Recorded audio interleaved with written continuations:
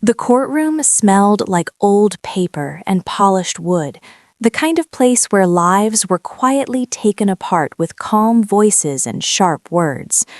I stood just inside the door for a moment, clutching a thin folder to my chest, forcing myself to breathe evenly. My hands were trembling, but I refused to let anyone see it. Then I heard him laugh. Not a nervous laugh, not an awkward one, a confident, cruel laugh. Daniel, my husband of 14 years, sat at the front beside a well-dressed lawyer in an expensive gray suit. When he saw me standing alone, no attorney by my side, his smile spread wide as if he'd just won something. "She actually showed up like that?" he said loudly, shaking his head. "This should be quick." A few people turned to look at me, some with curiosity, some with pity. I didn't react. I walked to my seat slowly, deliberately, and sat down. Inside, my heart was pounding so hard it felt like it might shatter my ribs. Everyone in that room assumed the same thing, that I was unprepared, emotional, desperate. They had no idea how wrong they were. For years, Daniel had controlled everything, the money, the decisions, the narrative.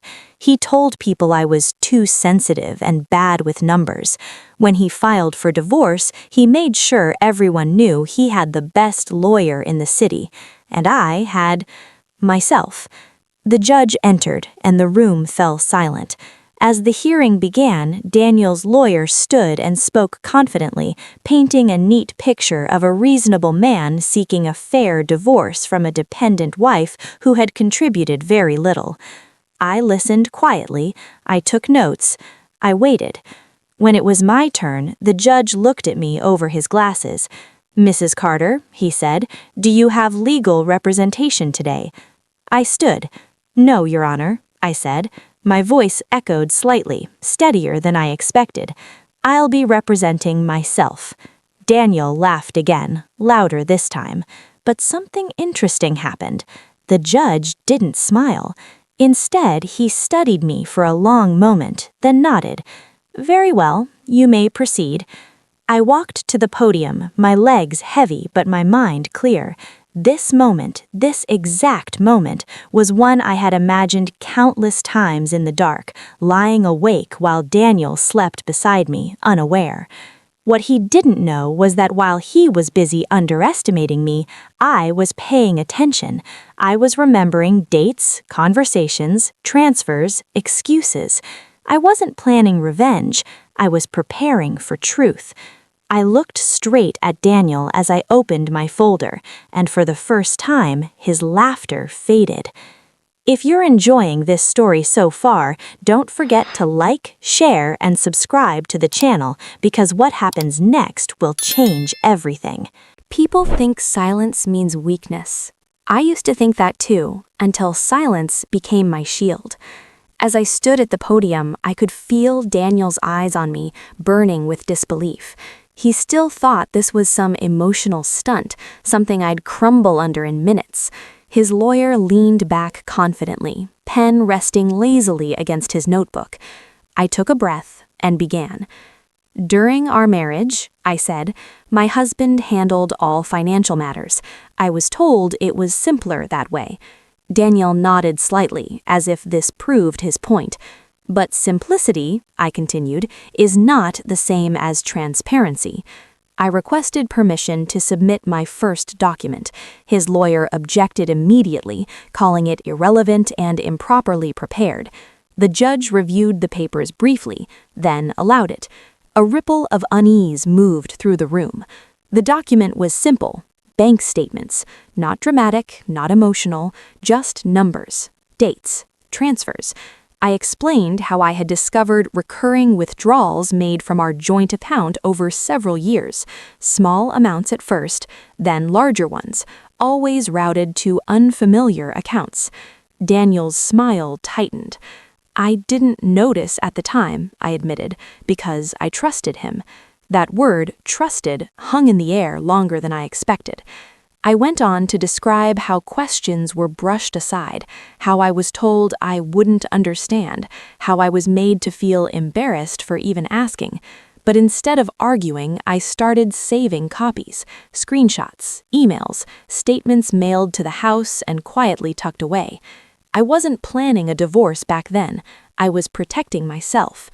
Daniel's lawyer stood again, insisting I was speculating. The judge asked me one question instead. "Mrs. Carter, did you prepare these documents yourself?" "Yes, Your Honor." "And did anyone instruct you to collect them?" "No." The judge nodded slowly. "Continue." That was the moment I felt it. The shift. The air in the courtroom changed. Daniel straightened in his seat, no longer relaxed. His lawyer leaned forward, whispering urgently. I presented more documents, evidence of payments made to a company I didn't recognize, a company registered under a name I had never heard Daniel mention. "What is this company's purpose?" I asked calmly, turning toward Daniel. He avoided my eyes. His lawyer objected again. The judge allowed the question.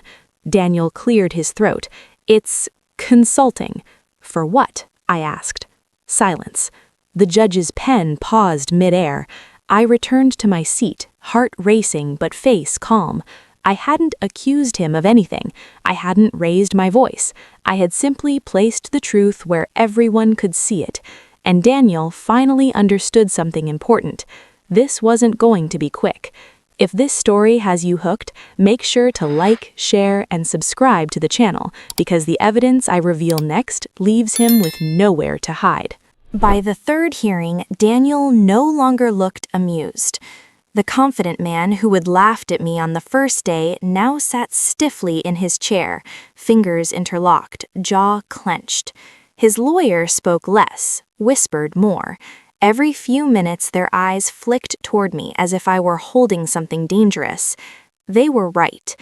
When the judge called Daniel to the stand, he rose smoothly, adjusting his tie like this was just another boardroom meeting. His voice was calm as he answered questions about the business, the marriage, the finances. According to him, everything had been handled fairly and ethically. I waited. When it was my turn to question him, I stood slowly and approached the podium. The courtroom was so quiet I could hear the faint hum of the lights above us. "Daniel," I began, "do you recognize this email?" I held up a printed page. Simple, ordinary, except for the date. He squinted at it briefly. "It appears to be an email." "Is it yours?" I asked. His lawyer objected immediately, but the judge allowed the question. "Yes," Daniel said, "that's my email address." I nodded and continued. "In this message, you instructed your accountant to move remaining funds before I noticed. Can you explain what you meant by that?" Daniel's face lost color so quickly it was impossible to miss. "That's taken out of context," his lawyer snapped. "Then please provide the context," the judge said calmly. Daniel swallowed. "It was a misunderstanding."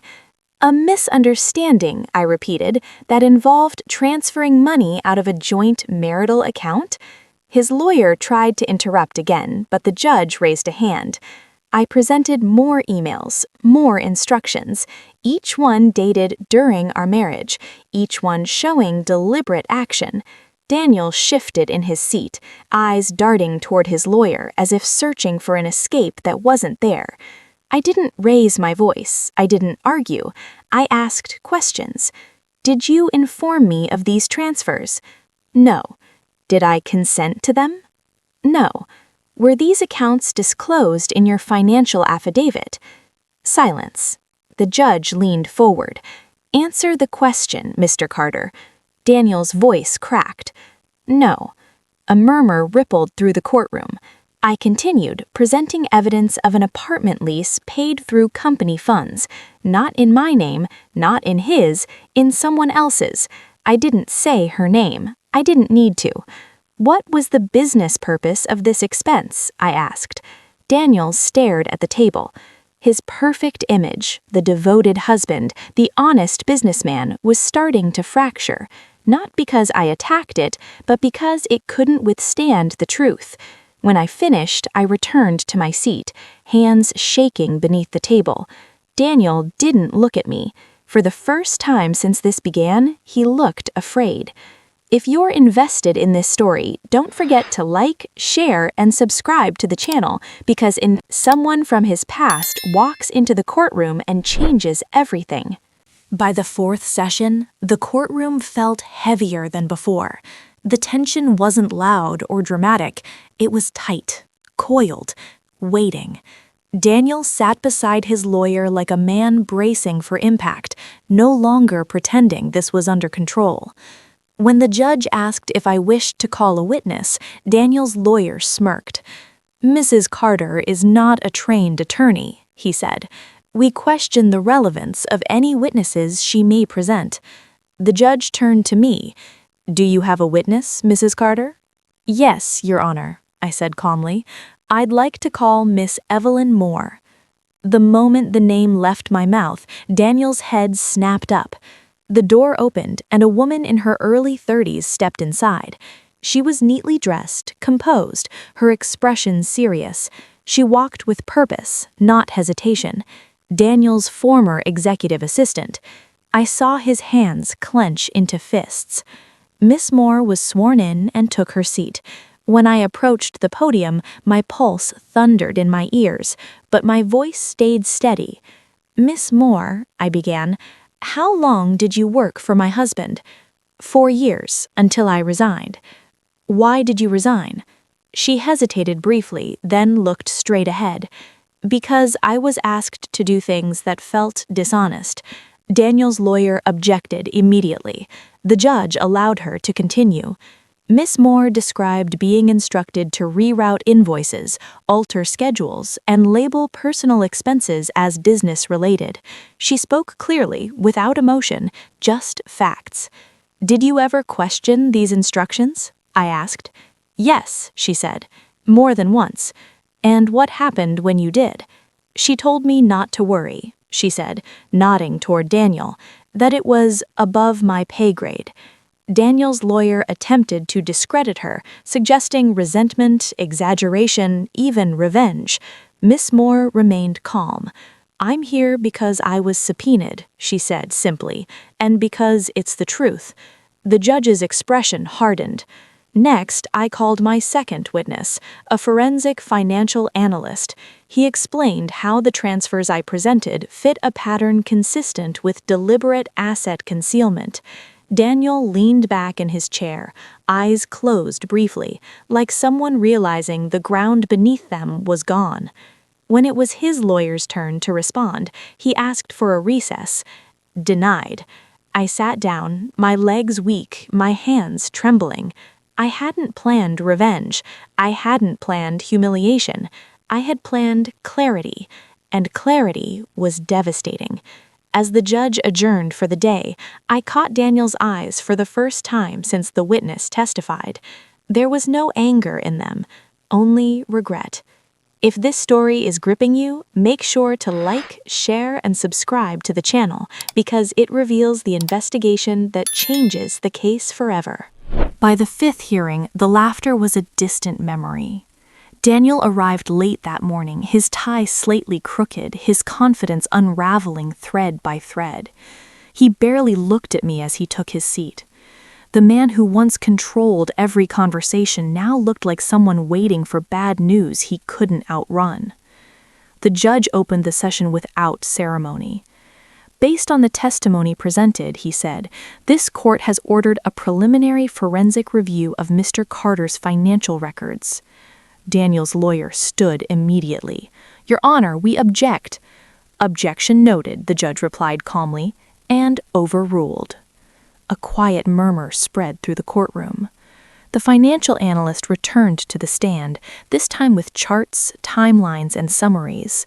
He explained how money had moved between accounts in a deliberate pattern, always just below thresholds that might trigger attention, always routed through temporary holding companies. "These actions," the analyst said, "are not consistent with routine business expenses." I watched Daniel's face as the words landed. His jaw tightened, his fingers drummed against the table, then stopped. The judge turned to Daniel. "Mr. Carter, were these accounts disclosed in your sworn financial statement?" Daniel hesitated. "No," he said quietly. The room felt suddenly very small. Daniel's lawyer attempted to argue that mistakes happen, that paperwork can be incomplete, that nothing had been proven conclusively. The judge listened patiently, then leaned forward. "What concerns this court," he said, "is not a single omission, but a pattern." That word, pattern, hung in the air. Then came the moment Daniel hadn't prepared for. The order ordered a full forensic audit of all marital and business assets. Daniel's lawyer requested a private discussion. Denied.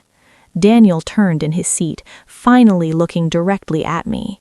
His expression was something I had never seen before, not superiority, not anger, but desperation. During a short recess, his lawyer approached me quietly. "We're willing to discuss a settlement," he said. "Something fair." Fair. I thought about the years I was told I was lucky, about the nights I cried silently so I wouldn't disturb him, about how small I learned to make myself. "I'm comfortable letting the court decide," I replied. When we returned, the judge announced that the proceedings would continue pending the audit results. Daniel's shoulders slumped. His power, the thing he'd relied on for so long, was no longer his. As we left the courtroom, he whispered, "You didn't have to do this." I paused, then answered calmly, "Yes, I did." Because this wasn't about punishment. It was about truth finally being seen. If this story has you invested, don't forget to like, share, and subscribe to the channel, because the power shifts completely, and nothing is the same after that. By the 6th session, Daniel was no longer the confident man who had once laughed at me. He arrived early, but instead of walking in with that smug, assured stride, he moved carefully, almost cautiously. His expensive suit looked heavier on him, and the way he avoided eye contact told me more than any words could. The judge called the session to order, and the atmosphere in the courtroom was different, heavier, charged with expectation. Whispers traveled in the back rows. Everyone had heard about the audit.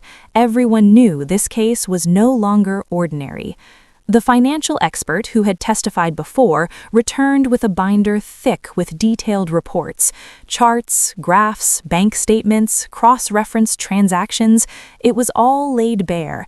The court could see patterns of deliberate concealment, hidden transfers, and unreported income. Daniel's lawyer argued again, trying to minimize the significance, but the judge interrupted.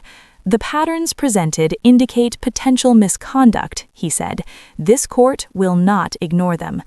Daniel slumped slightly in his chair, a subtle sign of the first cracks in his armor. He tried to maintain composure, but his hands twitched slightly on the table. Then came the turning point. I stood and addressed the court, calm but firm.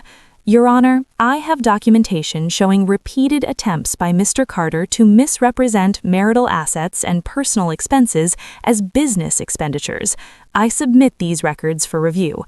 The judge took the files, flipping through them. Daniel's face grew paler by the minute.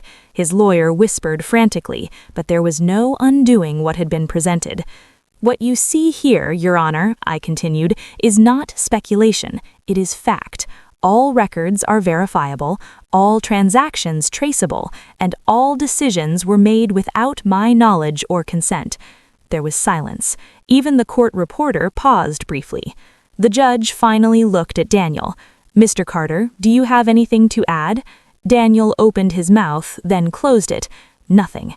For the first time in years, he was silent. And in that silence, the courtroom could see the shift in power. It wasn't just about money anymore. It was about control.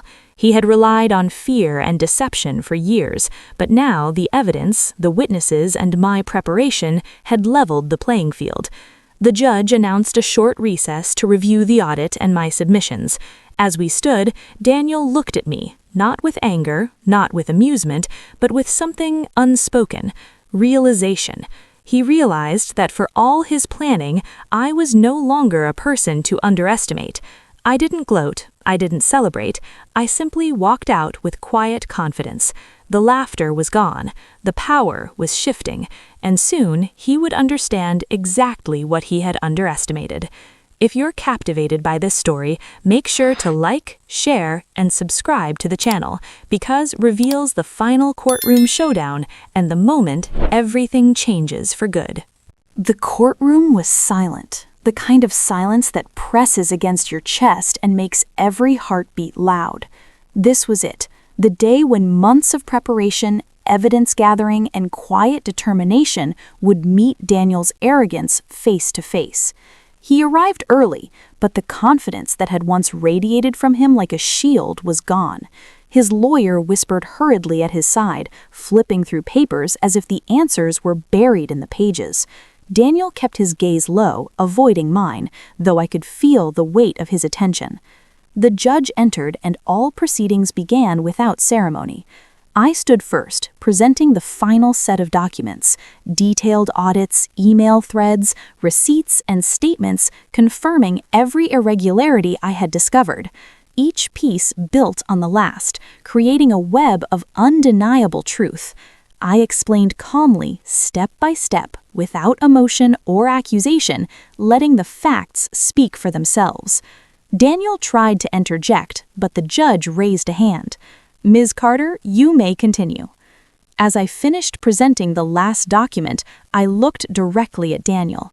He shifted uncomfortably in his seat, jaw tight, fingers pressed together.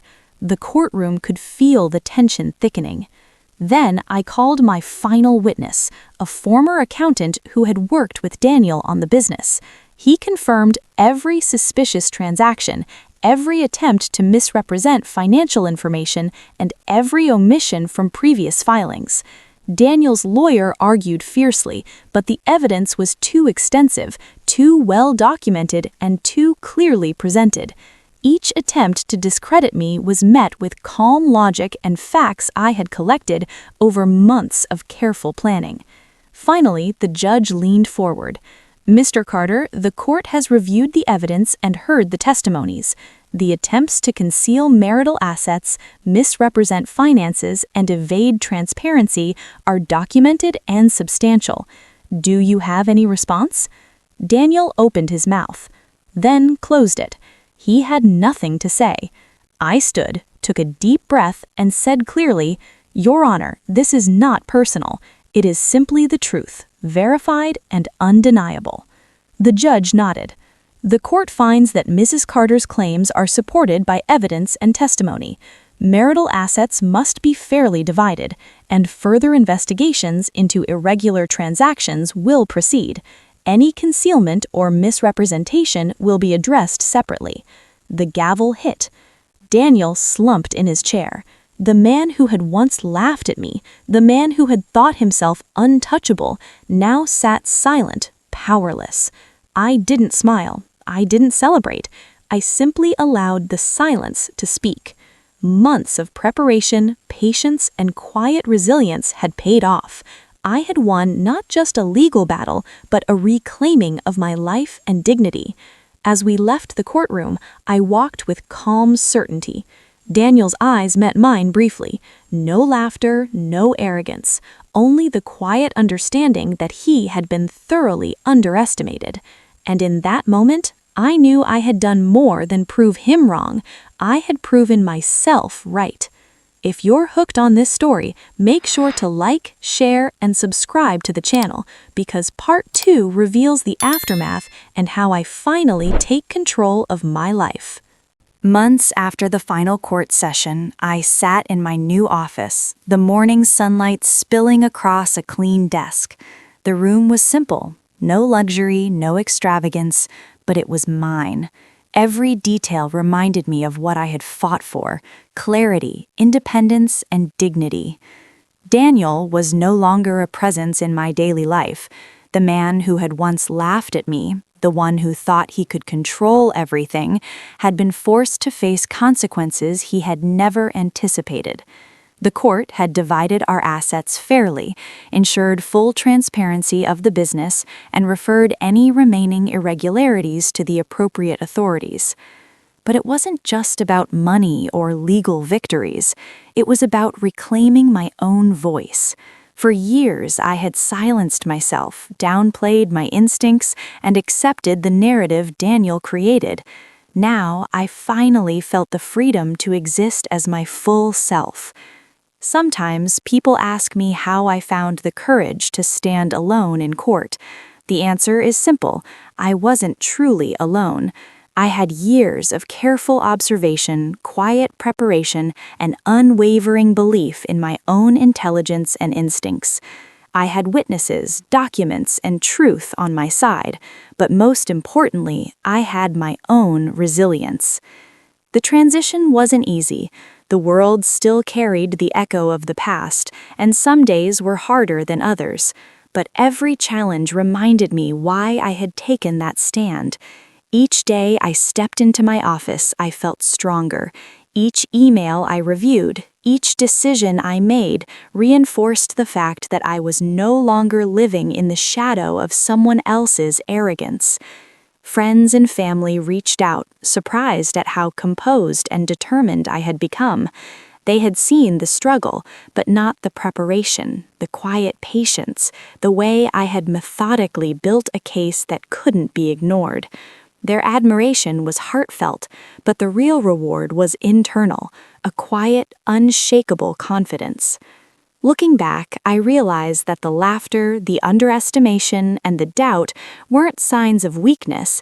They were signs that he underestimated the power of truth and preparation. I had turned silence into strategy and invisibility into strength.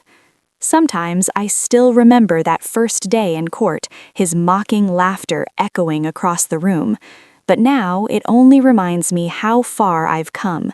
I didn't just survive that moment, I transformed it into a turning point, a reclamation of my life. And as I sit here today, I know this: no one can take my voice, my dignity, or my strength away. I am free, not because of the court alone, but because I finally believed in myself. If you were inspired by this story, don't forget to like, share, and subscribe to the channel so you never miss another story of courage, resilience, and empowerment.